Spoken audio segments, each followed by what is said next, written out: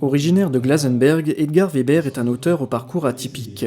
Retraité depuis 8 ans, il détient un doctorat d'arabe, a enseigné la langue pendant plus de 40 ans en France et a rédigé une vingtaine d'ouvrages sur l'islam et la littérature arabe. Également auteur de romans, il s'est rendu à Sirstal vendredi soir pour présenter le troisième tome de sa saga Valentin le Housard du Roi, Valentin le Conquérant. Valentin, c'est son ancêtre, Valentin Weber, Weber en français, dont il a découvert l'histoire par hasard aux archives militaires françaises à Vincennes.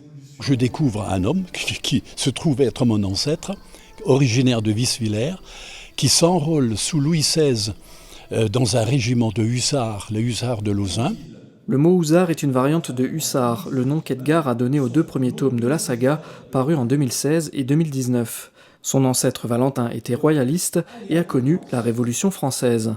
Son destin m'a frappé, c'est-à-dire voilà un jeune, un paysan, fils de paysan, qui part à l'armée, s'engage et qui va traverser toute la Révolution et qui va être à des événements extraordinaires. Par exemple, il est gardien du roi, enfin il attendait le roi à Varennes, où il devait protéger Louis XVI. Donc il est à cet événement-là.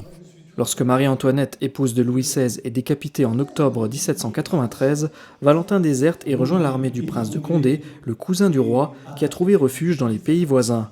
C'est l'histoire racontée dans ce 3e tome, Valentin le Conquérant. Ça va être l'histoire des émigrés, parce qu'on n'entend quasiment jamais parler de ces aristocrates, c'est-à-dire des centaines de mille, qui émigrent et qui sortent du pays pour former une armée dans l'idée de revenir vainqueurs en France. Pour donner le ton, la présentation d'Edgar Weber était accompagnée de chants et musiques traditionnelles interprétés par la chorale de la Vallée et la famille Wagner.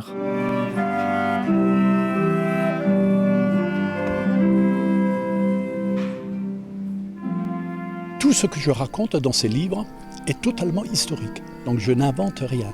Mais évidemment, il faut que je le fasse parler. Et j'invente parfois des dialogues, évidemment, entre lui et ses camarades. Publié aux éditions La Valette, Valentin le Conquérant est donc un roman historique. Ce qui est fantastique, c'est que son rêve se réalise. C'est-à-dire, il va traverser 15 ans de vie de Napoléon où plus personne ne pouvait imaginer qu'un roi allait revenir. Mais Napoléon tombe en 1815. Et qui revient au pouvoir? Louis XVIII, c'est-à-dire le frère de Louis XVI. Aucune suite n'est prévue, Valentin meurt à Sirstal en 1822, âgé de 57 ans, village où il a vécu son retour à la vie civile. Il habitait dans cette maison, place de l'église, et est enterré sous l'actuelle réplique de la grotte de Lourdes, à droite de l'église paroissiale.